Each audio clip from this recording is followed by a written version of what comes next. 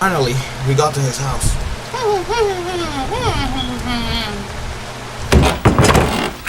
out of here! Oh, Hienatoons and Waddle Dee! Come over here! So, you're telling me you killed the bad guys with a Hanzo katana? Even the bad girls along the Crimson Crawl. Those girls should have defeated you like it happens with most men nowadays. My training with Master Yoshi and Townsville prevented me from that. May Master Yoshi rest in peace.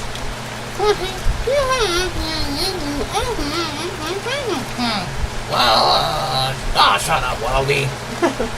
Oh, shit. Waddle Dee is right, but don't worry, they won't harm you in the place I'm taking you. Oh, please, tell us a horror story. Let me tell you a life story and a review today, guys. Now, I never like horror movies. Those movies are always being filled with jump scares, movie cliches, and so many disturbing things to mention here. I tried avoiding watching them all the time, and I managed to. However, there have been some exceptions, like this one I watched on Hulu called Mr. Crocker because its concept was really interesting. The idea of a demonic being inside a VHS kids show was actually really impressive. Another exception could also be the videos of horror indie games I watched, but then proceed to not play those games. Also, I watched films that contained mild things that kind of resemble horror, like some of Tim Burton's movies for example, or movies with comedic elements but a Halloween theme like Ghostbusters. The movies of today's video was one that traumatized me as a kid, but it traumatized me more as an adult. The accusations the guy who wrote the original book this movie adaptates. I won't say his name, but I think the ones who saw the Sandman TV show know who I'm talking about. With that out of the way, let's talk about the movie that scared me as a kid. The movie is none other than Coraline from Laika Productions. During a Halloween many years ago, my parents were using Netflix to look for a Halloween film that wasn't a Fuzzy Halloween special from a big corporation. I'm seeing you, DreamWorks, your special sucks, and they stumbled on this film.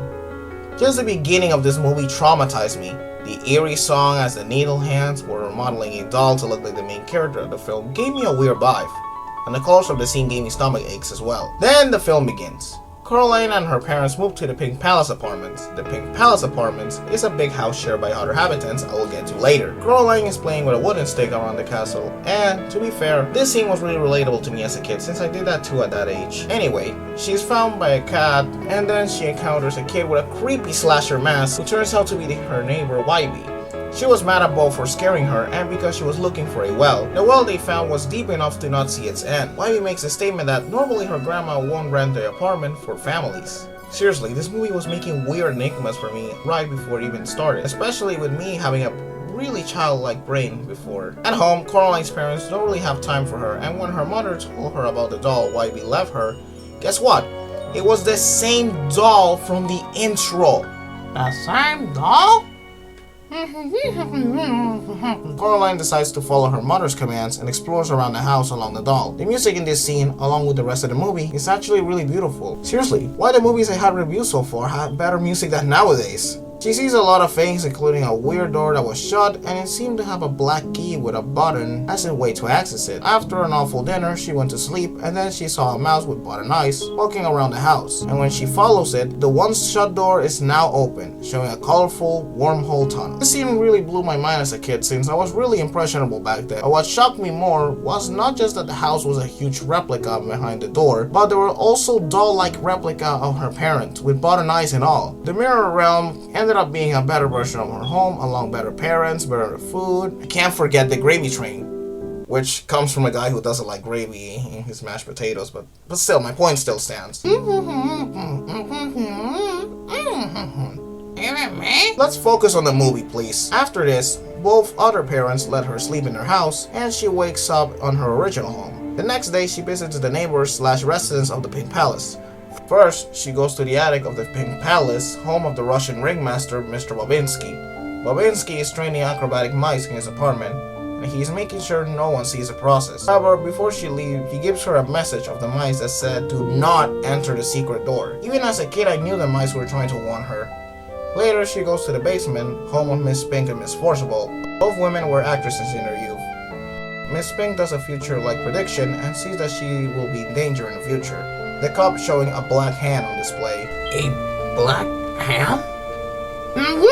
Coraline once again meets up with Wybie and the cat. Wybie explains that her grandma thinks the Pink Palace is dangerous after her twin sister disappeared. Wybie thinks it was a kidnapping, but my youthful trust issues knew something weird was going on. She decided to leave Cheese to catch the button-eyed mice and follow them once again to the wormhole of the door. Back at the other world, the other mother somehow uses the cheese to make scrambled eggs with Italian sausage, my favorite breakfast. She went outside and saw the abandoned garden of the real world was now a beautiful, magical garden of wonders.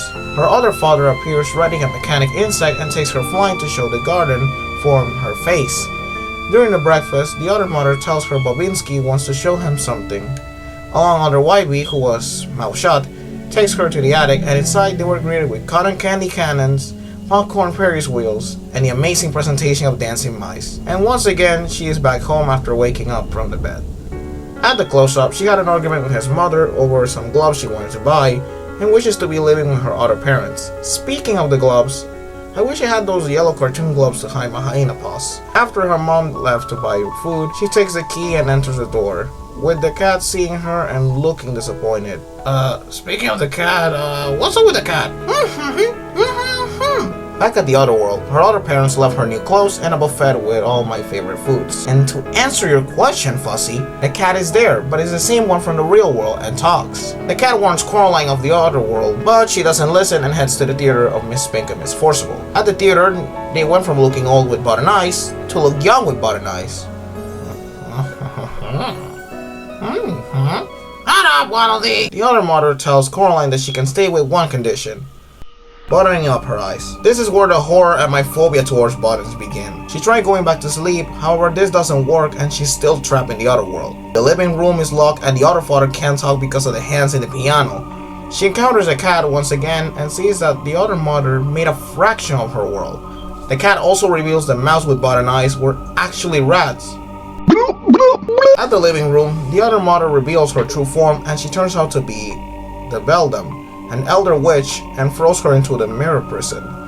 At there, the ghosts of her past victims reveal how she uses the doll to spy on the kids' lives, use their desires for a better life, and take away their lives. With the help of the other Wybie, she escapes back to the real world, and her parents are gone. She tries to tell the Wybie from the real world everything she found in the other one, and he doesn't believe her.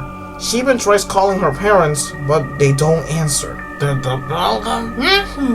Miss Pink and Miss Forcible give Coraline a triangle which can work to find lost things.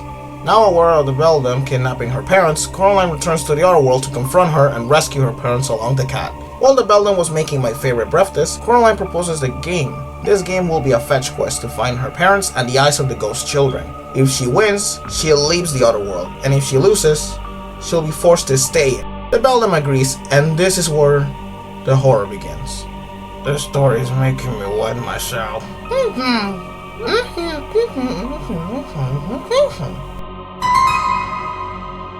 The triangle helps her find the eyes. First eye was found at the garden and was secured by the other father. The second eye was found at the theater, guarded by Miss Pink and Miss Forcible and their bad dogs. And the last one at the attic by the rats who formed together the other Bobinski. And all scenes terrifying me as a kid, giving me instant traumas and fear towards buttons.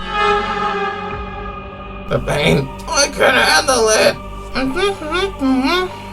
The other world begins to crumble and die. At the living room, the Beldam becomes even more deformed and creepy. Coraline and the cat try to find Coraline's parents at the living room, and she can't use the triangle, making it more harder. So, she makes a sneaky plan, distracts the Beldam, takes a snow globe that has her parents inside, and throw the cat to remove the Beldam's eyes. As they escape through the door, the Beldam screaming,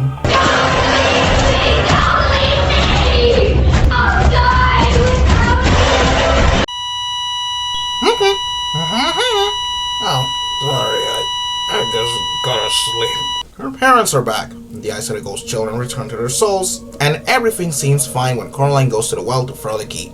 Almost. Because the Beldam's hand followed her and tries to return her from the other world. Luckily, Wybie arrives to help her, but the hand also tries to kill him. Finally, they smash the hand into pieces with a stone, and together they throw the hand and the key to the well, finishing this nightmare. The next day, she shares lemonade with her parents and neighbors and finally meets Wybie's grandmother and tells her of the truth behind her sister's disappearance and the horrors of the other world. Damn it!